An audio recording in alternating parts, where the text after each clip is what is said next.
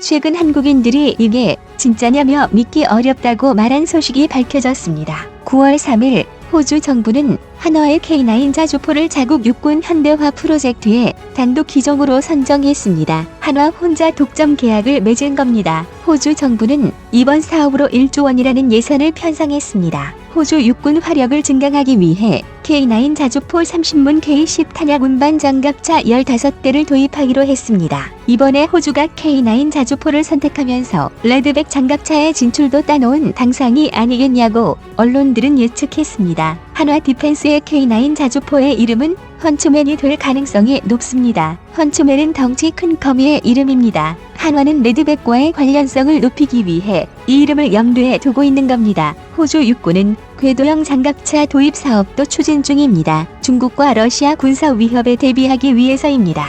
호주에서 사업비 55조 원을 들여 장갑차 400대를 도입하기로 했는데 호주의 사업을 수주하는 국가는 내년에 있을 50조 원 규모 미군 장갑차 사업도 따낼 가능성이 큽니다. 이번 장갑차 사업에 미국과 영국의 방산 기업이 도전하겠다고 선언했고 한국, 독일도 참여했습니다. 그리고 한국과 독일은 미국과 영국을 제치고 최종 후보에 올랐습니다. 한화는 호주 독거미인 레드백이라는 이름을 붙인 장갑차를 내놨습니다. 한화의 장갑차는 경쟁사인 독일 라인멘탈 디펜스의 링스 KF-41 장갑차와 비교했을 때 소음, 무게, 승차감, 진동, 속도, 성능, 신뢰성 면에서 조금씩 뛰어나다고 한 군사 칼럼니스트는 밝혔습니다. 이번에 한화가 장갑차 사업에서 레드백까지 수출하게 되면 호주 육군의 주요 기갑 전력에서 상당한 규모가 한국산 무기로 채워지게 됩니다. 우리나라 네티즌들은 KF-X 소식에 이어 계속 좋은 소식이 이어지고 있다며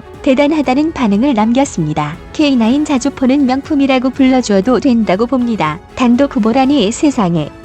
배합할 놈들 눈에 아주 선하네. 명품은 역시 어디서나 통하는군요.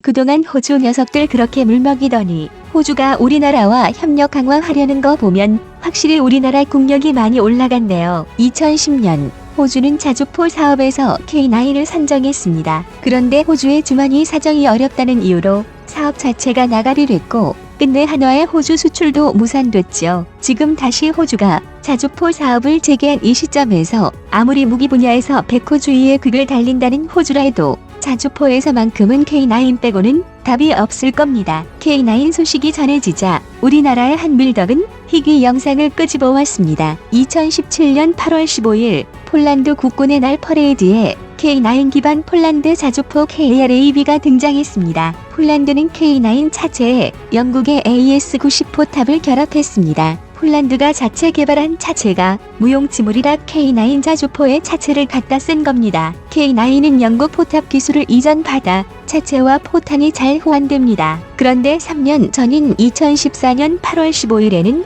K9 대신 폴란드산 장갑차 본체에 KRAB가 장착됐습니다. 이 당시는 K9 자주포를 수출하기 전이었습니다. 주포는 주작업이 후면에서 이루어지기 때문에 어쩔 수 없이 매연구가 우측에 위치합니다. 이 때문에 2014년 퍼레이드 당시 우측편에서 구경하는 시민들은 매연 때문에 고생했죠. 매연이 심하게 나와 고개를 들 수 없을 정도였습니다. 2017년 K9이 폴란드에 도입된 후 영상을 보시죠. 매연이라곤 찾아볼 수 없습니다. K9은 여러가지 옵션으로 수출되면서 국가별로 다양하게 변종을 만들고 도색했습니다. 대표적으로 폴란드는 한국산 차체에 영국산 담하고 포탑을 달지, 터키는 이렇게, 핀란드는 또 이렇게, 노르웨이는 저렇게 입맛대로 변형하고 도색했습니다. 해외 유튜브 채널에서 K9, KRAB 자주포를 검색하면 삼성 골크시 KRAB XD라는 드립 댓글이 많습니다. 좋아 보이면 무조건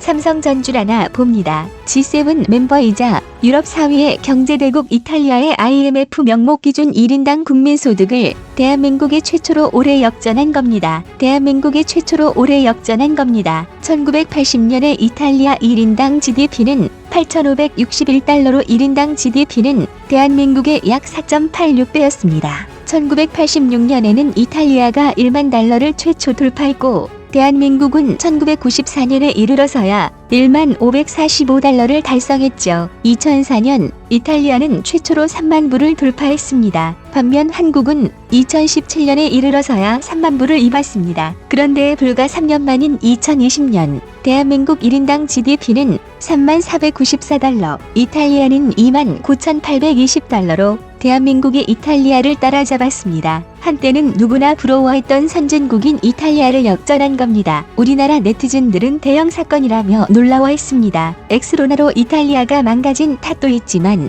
이미 2016년부터 한국과 이탈리아의 격차는 1,000달러 내외였습니다. 그 당시에도 대한민국은 3% 내외로 경제성장을 해왔지만 이탈리아의 경제성장률은 0%였습니다. 그 당시에도 대한민국은 3% 내외로 경제성장을 해왔지만 이탈리아의 경제성장률은 0%였습니다. 이탈리아의 산업구조는 대만처럼 가족경영 중소기업 위주입니다. 세계화가 진행되면서 중국산의 가격 경쟁력을 잃어버린 게 결정적 타격이었죠. 자동차 회사인 피아트가 잘 나가서 받쳐줬으면 괜찮았을 텐데 피아트가 잔고장 많은 차로 유명해지면서 유럽에서 독일차에 밀리고 미국이나 아시아 시장에서 일본, 한국차에 밀려버렸습니다. 이탈리아 경제는 점점 관광산업과 명품산업에만 의존하게 됐습니다. 이 산업들은 대표적인 경기 민감 산업입니다. 엑스로나가 진정된다면 어느 정도 회복은 하겠지만 자동차, 전기, 전자, 중공업, 반도체, 바이오 등 포트폴리오가 좋은 한국에 비해 이탈리아는 약합니다. 이제 한국을 따라잡기란 어려울 겁니다. 하지만 이태리 제품의 특징은 하나같이 다 명품 브랜드라는 점에 있습니다. 세계적으로 인정받는 명품 브랜드를 이탈리아는 엄청나게 보유하고 있습니다. 주방, 욕실 용품은 독일하고 명품 브랜드 양분하고 특히 침대, 소파 등 거실 가구, 대리석, 가죽은 이태리제가 아벡스합니다. 자동차 페라리, 람보르기니, 알파로메오, 마세라티, 오토바이 두가티 등 관광 말고도 이탈리아가 경쟁력 있는 분야는 아직 많습니다. 이탈리아는 예전부터 유럽 강대국의 관문이라고 불리던 나라였습니다. 한 네티즌은 다음 목표는 이제 영국, 프랑스, 외국이라고 말했습니다. 물론 PPP 기준 1인당 GDP는 올해 일본, 영국, 프랑스도 추월한 상태긴 합니다. 대한민국이 모두 한꺼번에 역전했죠. 대한민국 PPP는 올해 44,567달러, 영국 43,832달러, 프랑스 43,816달러, 일본 43,103달러였습니다. 영국 싱크탱크 경제경영연구소는 한국의 경제 규모가 2027년에 세계 10위권에 재진입할 것이라고 전망했습니다. 또 2020에서 2025년 한국 GDP가 연평균 2.8% 증가하고 2026에서 2034년엔 연평균 2.9% 늘어날 것으로 예상했습니다. 그런데 GDP 집계에 포함되지 않는 분야가 있습니다. 바로 무기 수출입니다. 방위 산업이라 할 수 있는 무기 수출은 GDP에 포함되지 않습니다. 세계 GDP 10위권 안에 러시아가 들어가지 못한다 해서 러시아를 무시하는 나라는 없습니다. 무기 수출로는 미국을 제외하면 러시아가 최고기 때문입니다. 우리나라는 작년 대비 올해 무기 수출이 가장 급성장한 나라입니다. 2018년 전 세계 무기 수출 국가 순위를 살펴보면 이 당시 한국도 6위를 차지했습니다. 무시 못할 순위이긴 합니다. 하지만 올해 들어서 한국이 계약하거나 수출하기로 한 무기의 양은 상상을 뛰어넘습니다. 2018년 대한민국 무기 수출 금액 자체가 10억 달러 정도에 불과한데 올해는 그걸 뛰어넘는 실적을 따낼 것으로 기대하고 있습니다. 전 세계에서 군비로 유명한 미국, 러시아를 제외하고 신흥군 사무기 수출 국가이자 군사 강국으로서의 면모를 대한민국이 보여주고 있죠. 이는 직접적인 군사력 강화와도 이어지기에 말 그대로 경제력 지표보다도 더 효과적인 수치라 볼 수 있습니다. 이 모든 것이 이루어져 현재의 대한민국은 일본화 환상의 시절로 꼽는 전성기에 일본과도 비빌 수 있음은 물론이고 출입구 엑시트 지금도 대한민국은 발전하고 있고 강해지고 있습니다. 요즘 우리나라는 국방부가 화력 덕후인 덕을 자주포에서 보고 있습니다. K9이 호주에 수출되면 동력 개통이 호환되는 레드백에게도 당연히 좋은 소식입니다. 레드백은 K9과 동력 개통뿐만 아니라 현가 장치 등 호환되는 부분이 상당히 많습니다. 한 네티즌은 한화의 판매 방식이 놀랍도록 무섭다고 말했습니다. 호주 군의 최대 관심사 역시 한국과 같이 자주 국방입니다. 한화는 이 기조에 부합해 호주 현지화 전략을 세웠습니다. 호주 포탑 제조사인 EOS와 손잡고 수주에 참여했고 빅토리아 주정부와도 협력해 호주의 현지 법인을 설립하고 공장을 세웠습니다. 정말 이래도 안 살래?